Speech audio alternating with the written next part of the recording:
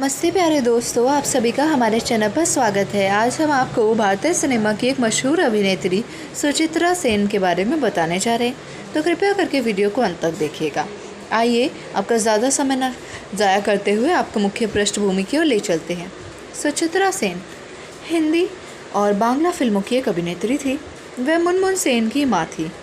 इनका जन्म 6 अप्रैल 1932 को हुआ था पबना, बंगाल प्रांत, ब्रितानी भारत में, जो कि वर्तमान बांग्लादेश में स्थित है।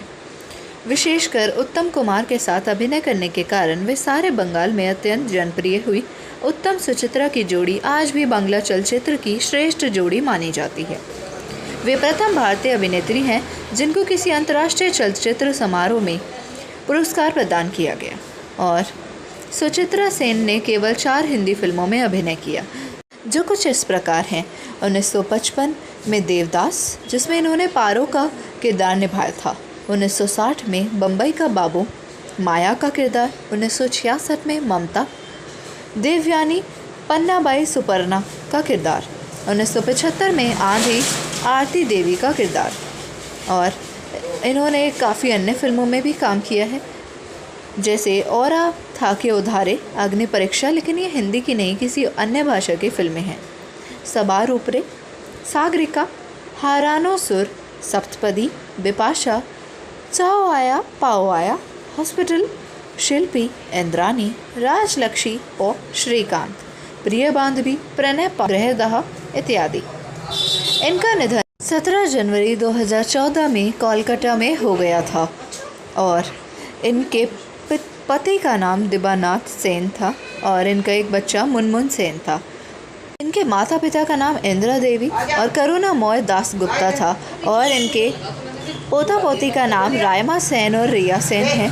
और इन्होंने जितने भी फिल्में अपने करियर में की, वो सभी लगभग सुपरहिट फिल्में थी, और इन्होंने पीछे मुड़कर कभी नहीं देखा। इन्होंने जितने भी वर्ष अपना करियर में काम किया, सभी फिल्मों में एक अच्छा और एक महत्वपूर्ण किरदार ही निभाया था। उनके बारे में कुछ और महत्वपूर्ण और मुख्य बातें हम आपको बता देते हैं।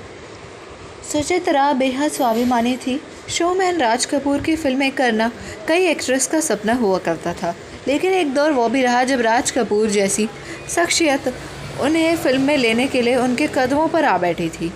सुचित्रा ने कहते हुए उनकी फिल्म ठुकरा दी कि उन्हें राज कपूर का अंदाज पसंद नहीं आया।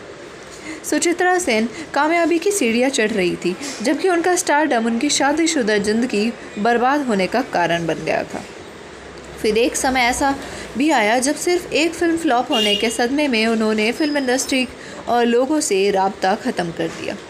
दुनिया से छिपने के लिए वे 36 साल तक एक कमरे में कैद होकर रही थी। दादा साहेब फाल्के अवार्ड दिया जाना था, लेकिन सुचित्रा अपने कमरे से निकलने को राज़ी नहीं हुई और अवार्ड भी ठुकरा दिया।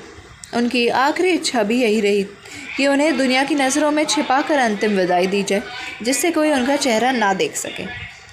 और जब 1947 में भारत आज़ाद हुआ, तब सुचित्रा सेन पभा गवर्नमेंट गर्ल्स हाई स्कूल की स्टूडेंट थी। आज़ादी के बाद भारत पाकिस्तान बंटवारे के दंगे शुरू हुए, जिसका असर बंगाल पर भी पड़ा।